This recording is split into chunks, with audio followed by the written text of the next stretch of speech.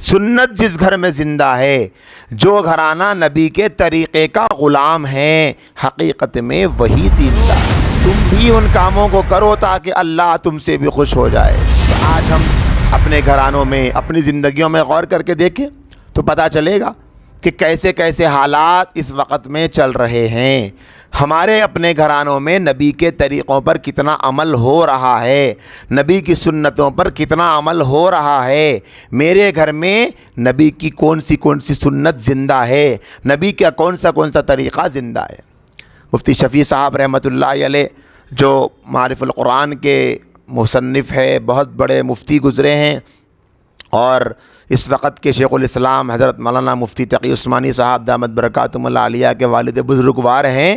وہ کہا کرتے تھے کہ آدمی کی کامیابی کا دار و مدار بس سنت رسول پہ چلنے میں، اور یہ کہا کرتے تھے کہ آدمی کے دیندار ہونے کی پہچان اس کی سنتوں پر چلنے سے۔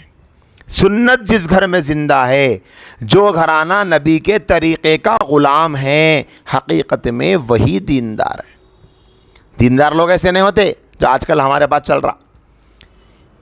شیخ الہند محمود الحسن رحمۃ اللہ علیہ ایک مرتبہ وطر کی جو نماز پڑھتے عشاء کی، ہم اس کے بعد نفل نماز پڑھ رہے تھے۔ آپ کا معمول تھا نفل پڑھتے تھے وطر کے بعد تو بیٹھ کے پڑھتے تھے، تو بیٹھ کے پڑھ رہے تھے۔ کسی خادم نے پوچھا نماز کے بعد کہ حضرت کیا بات ہے کہ ساری نماز تو آپ ٹھہر کر پڑھے اور اب یہ نفل بیٹھ کر پڑھے وطر کے بعد کی، آپ کو پتہ نہیں کہ نفل نماز ہے بیٹھ کر پڑھیں گے تو ثواب آدھا ملے گا؟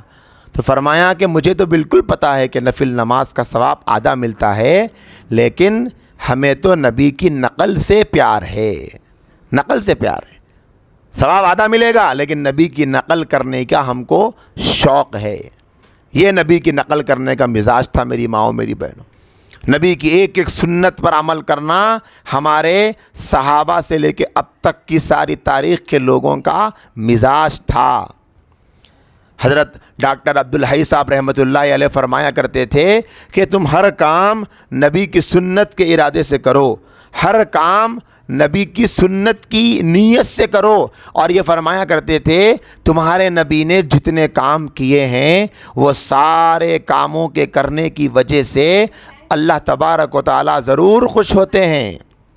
تو کیا کرو، تم بھی ان کاموں کو کرو تاکہ اللہ تم سے بھی خوش ہو جائے۔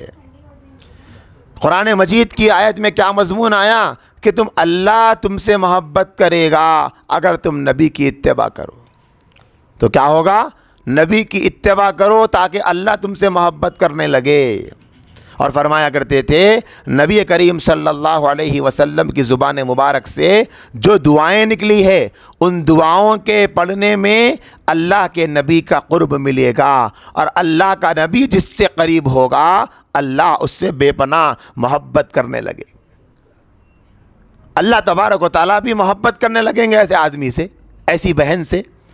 تو میری ماؤں میری بہنوں، نبی کی سنتوں کے بارے میں دیکھو کتابیں لکھی ہوئی ہے، ان کتابوں کو پڑھو، اپنے گھرانوں میں ان کتابوں کو پڑھ کر سنتوں کو زندہ کرنے کی کوشش کیجیے۔